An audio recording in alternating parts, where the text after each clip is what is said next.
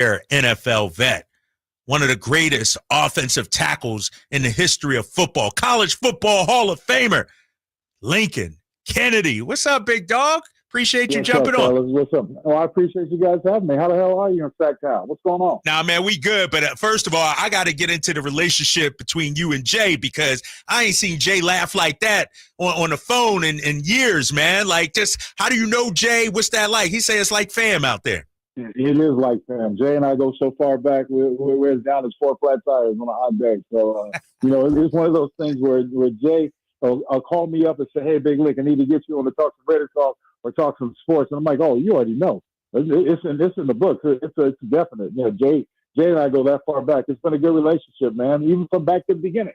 That's how Jay and I. When I first got into sports talk radio with Fox Sports Radio, I crossed paths with Jay back in the day, and that was damn Jay. That's almost 20 years ago. Man, dude, I'm getting old in these streets, bro. Wow. I'm getting old in these streets, man. You getting younger. I'm ancient.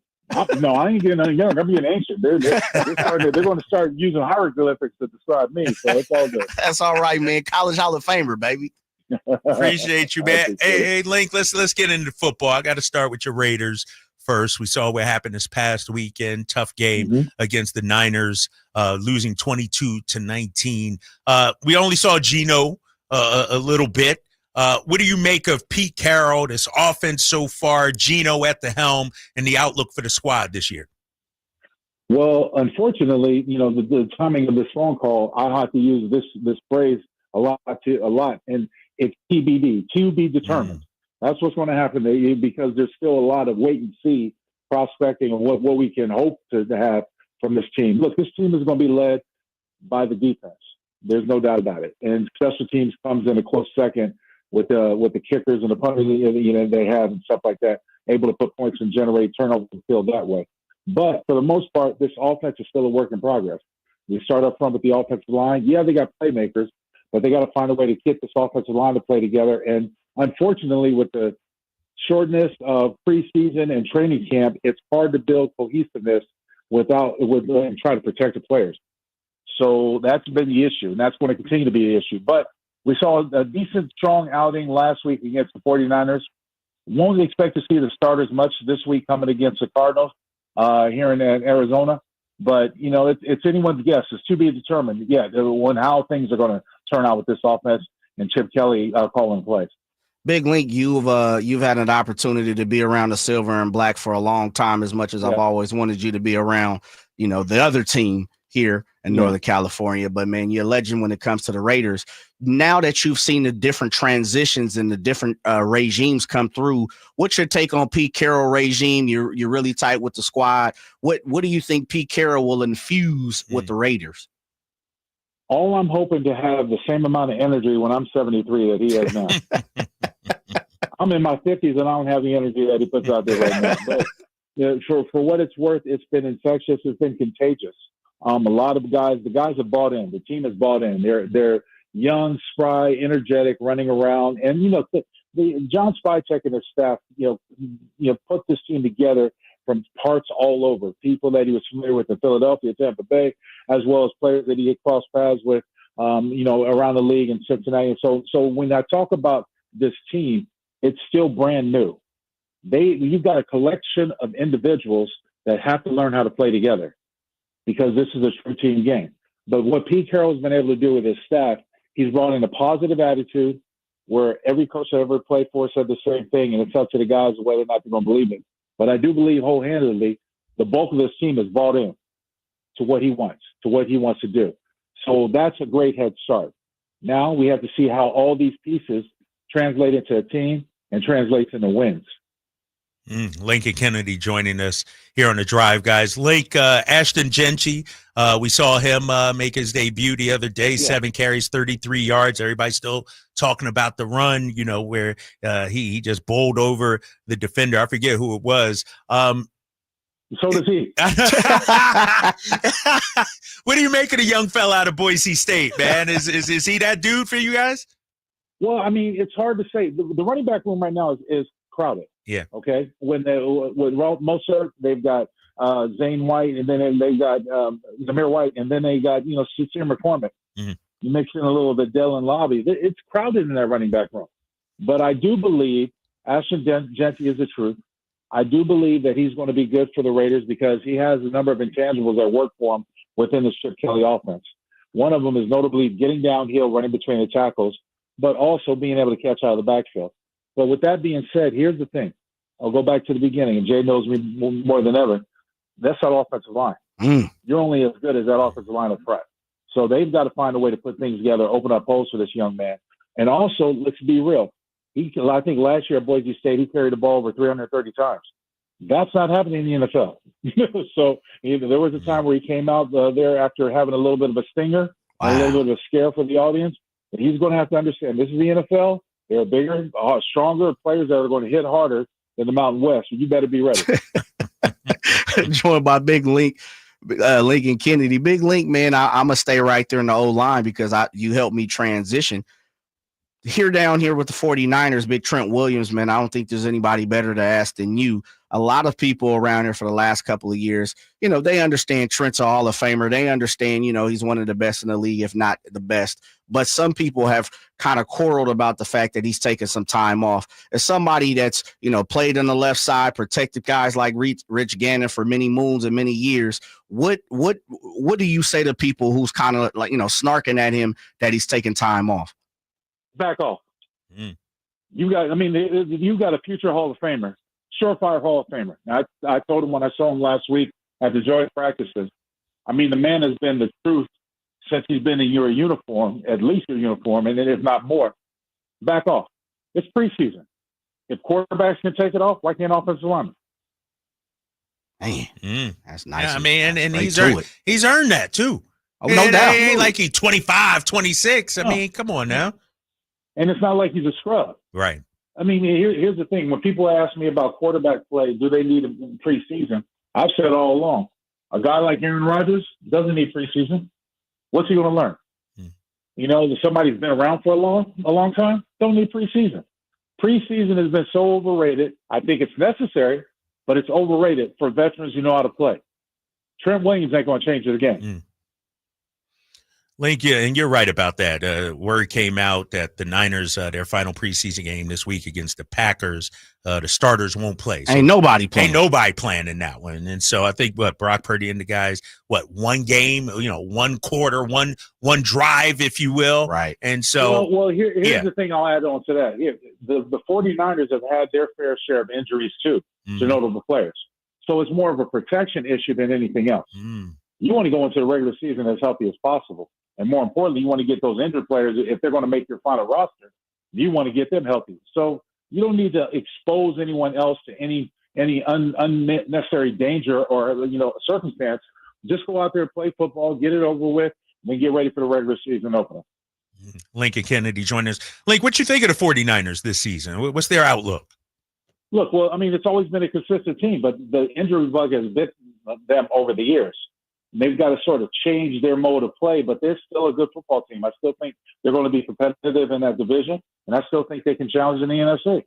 It's just being overshadowed by teams like the Commanders and the Eagles and stuff like that in the NFC, but I still think they're one of the better teams in their division. Link, as my guy Drapes, he's from Philadelphia, so he's an Eagle as much as that pains me, man. I'm talking to a Raider and an Eagle, but I'll push it back because both of y'all big bros. I've had the opportunity to have conversations with you on air and off the air and, hear your experiences, your time, getting to the Super Bowl and how hard it was to get back there and things like that. What's your take on somebody now, albeit the Chiefs are doing whatever they can, albeit someone trying to repeat these days in the common era of football like the Eagles, man? How difficult is it really? How difficult is it? Well, it's tough to get there in the first place. It's damn near tough to go back. Right. You see the Chiefs. That's how they use the word dynasty around it. You saw what the Chiefs have been able to do in the last decade, right? They're always in the picture. And so, when people ask me about the future, the update or, predicting how things are going to go, I said, look, until someone dethrones an AFC, until someone dethrones the Chiefs, they're the best team in the AFC, as much as it pains me to say. Same thing was said about the NFC and the Philadelphia Eagles. Look, they still got a good defense. They still got a good offense, and they got a quarterback who knows what the hell he's doing. So until someone takes them down, they're the defending champions sitting on the mountaintop, kicking people off with their toenails, if you know what I mean, until you make the climb. Until you take me down, I'm going to kick you down. That's good stuff. Lincoln Kennedy joining us. Man, you know he gonna want me to pull that link. Why you give him that type of artillery? Hey, man. Look, I'm just keeping it real. You know how I do it. That's why I love Link, man. And I got tons of questions for you, Link, but I want to, talk about your division, man, the Raiders division.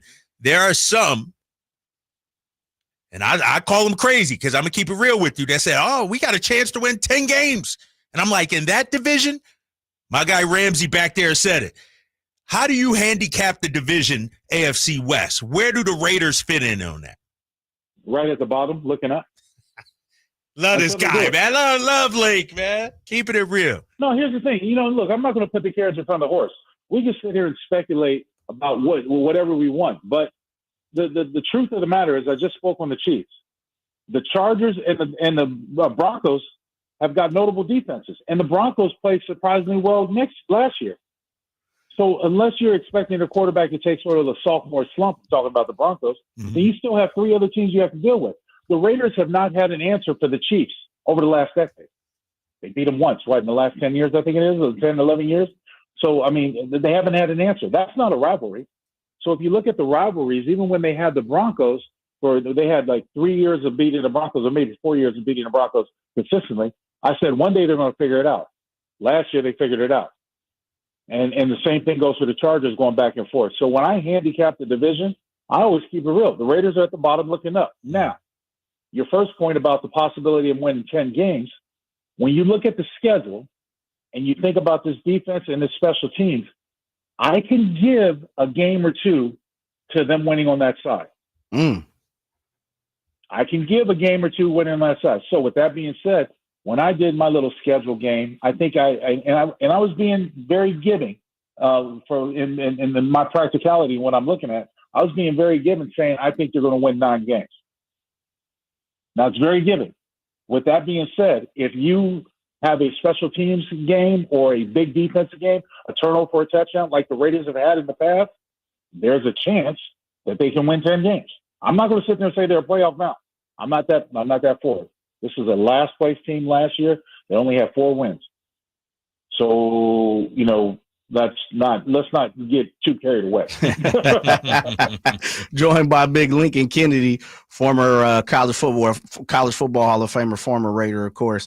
You hear him every single place, when it comes to the Raiders. How good is Brock Bowers, Big Link? Really good. He's the truth. Yeah. To be honest with you, Jay. Look, the fact is that he's a big guy, and he's really he's a hard guard. And what I mean by that is that you can't put a linebacker on him. He'll torch a linebacker. You put a safety that's not big enough, he'll make it, because he has such a tremendous catch radius. Man. He can make those catches over safeties. So then you have to double him. And because he runs routes like a receiver with a tight end frame, he's like that next generation of Travis Kelce, Antonio Gates. He's that next part. That's how good he is. Lincoln Kennedy joining us. Link, I would be remiss if I didn't ask you a little bit about college football. And, I know you did work for Pac-12 Network. I did work with you and everything like that. You're, UW Husky. Yes, sir. I'm still pissed off, though, Link. Y'all shouldn't be playing in the Big Ten, big fella. Y'all shouldn't be playing in the Big Ten. How is a college football Hall of Famer like yourself dealing with that, coming to grips with that? Still salty. I haven't came to grips with nothing. I'm still salty. You ain't enjoying that Big Ten, man? No. It's like you peeing on my leg and telling me it's raining. No, come on, don't give me that, bull. I'm still salty. But what can we do? College football or college sports is starting to morph into a mini NFL. For the most part, think about it. We're headed to, because money is determining and dictating everything. We're heading to basically a college version of the AFC and the NFC to play for a national championship with an extended playoff. That's just the realism. That is what it is. So, you've got schools like my alma mater and Oregon getting in line with the Big Ten. No, it's not. It still rubs me wrong, and it's not right. But what can you do? You got to follow money. Link, would you, and staying in that cab big time, would you welcome a pushback? And I think I know the answer, but the Pac-12, Pac-10, they call themselves Pac-12, looks like they're bringing it back together, adding the Fresno states and the San Diego states and the Boise states. Would you welcome a move back to the Pac-12 for UW, or are you just, hey, look, the bigger the better. We're looking for national championships. Let's stay in the Big Ten. Let's keep it real. It's never going to be like it was. Yeah. I mean, and it's no slight on Fresno State, San Diego State, Texas Southern, whoever the hell they playing. It's no slight on them. But the glory of the Pac-10 and it exploded, when it expanded into Pac-12.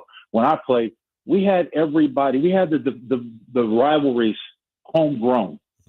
I hated Oregon as much as Oregon hated us. I hated SC as much as SC hated us. Those are all the rivalries that were built in to having that conference the way it was. And, we played teams like San Diego State or Fresno State. I mean, those were out-of-conference games. Right. It's no slight on them, but it was never the Pac. The Pac was the Pac. And it will never be the same again since the SC started and ruined it. Lincoln Kennedy joining us. I want to stay with college football. You got Texas. Number one, Jay? Number one, brother. Arch Manning. How do you view this college football season? Is it wide open, would you say, this year? Because Texas, Ohio State, week 1, right? Week 0, right? Yeah, well, everything's wide open because you still got to play the game, right, guys? So you still got to go out there and show your value, show your worth. But everything's wide open. But I will say this. Last year it was reported Ohio State spent over $28 million in NIL. And that was scattered a handful of players. It's reported this year Texas is spending over $75 million on NIL. 75. And if you saw anything from the Women's College Softball Hall of Fame, not Hall of Fame, World Series, you saw Texas Tech with a pitcher that was making $1 million. Man, softball. So this is the softball. This is where it's going. This is where money is going. So I've never put an emphasis on preseason polls. They are what they are. You still got to go out and play the game. But I'm a firm believer, the way things are going right now, you could put the best team that money could buy together if you have it to spend it. Man. Last one for me, Big Link, before we let you go, man. You've been around football all your life, bro. You've had children play football. You've been around, coached. You've obviously been a broadcaster. You've been an analyst. You've done it all. You continue brand new show out there with Q, out there, family as well. Man, what keeps you going? What's the love for football for Lincoln Kennedy still, man? I appreciate the game and recognize it for what it truly is. I think it is the best team sport ever created. And what I mean by that is there are a lot of games that you have to have a team for, but you think about football, you got to have 11 people on the same page at all times. You know how hard that is? You know what I mean? Everybody's got to be able to do their job at an exemplary level and be on the same page. And you got to have a coach that can create a system that brings the best out of the athletes that you have. There are teams that have pieces and parts that might shine at times, but it's hard to play this team game and be successful. If you look at the current climate in the AFC, guys, and people want to sit there and dial it down to who's got who. Well, you want to talk about Buffalo, you want to talk about Baltimore, but all those teams knock off one another. Kansas City runs through the division, and they seem to have a first place schedule as they go on their way to playoffs when it looks like the Bills are going to challenge them, but the Bills can't get past Baltimore. Baltimore can't beat Kansas City. Pittsburgh gets in the playoffs, and then everyone's kind of afraid of them, but they can't get to the next round, but they're always dangerous. So, that's the thing, how it keeps buying back and forth. So every time we want to talk about someone new, we have to talk about someone who's established. Same thing goes to the NFC. Every year, no matter what, who's at the top of the news? The Cowboys. Every year. Good or bad, right? Right. America's team. But this is all the things that you have to fuse and put together. And when you have distractions like the Cowboys, people are saying, well, Raiders should make a play for Michael Parsons. I said, no way in hell. I don't want Michael Parsons. Great player, but no, he's too much of a distraction right now because he attracts the wrong negativity. All I'm trying to say, guys, is that when you talk about a team game, every aspect of that team comes into view. Mental, physical, preparedness, awareness, execution. All of these things come. and you have to have 11 people at the same time willing to do the same thing and for the same goal in order to win. That's a very difficult task. Lincoln Kennedy, 3-time Pro Bowler, College Football Hall of Fame, 11-year offensive lineman in the NFL, 8 of those years with the Raiders. We appreciate you, man. We got to have you back on during the season for sure. It's all fun, man. I appreciate it. Jay, you guys be good. Appreciate it, man. All right. That's our guy, Lincoln Kennedy, jumping on with the Drive guys still to come. We'll get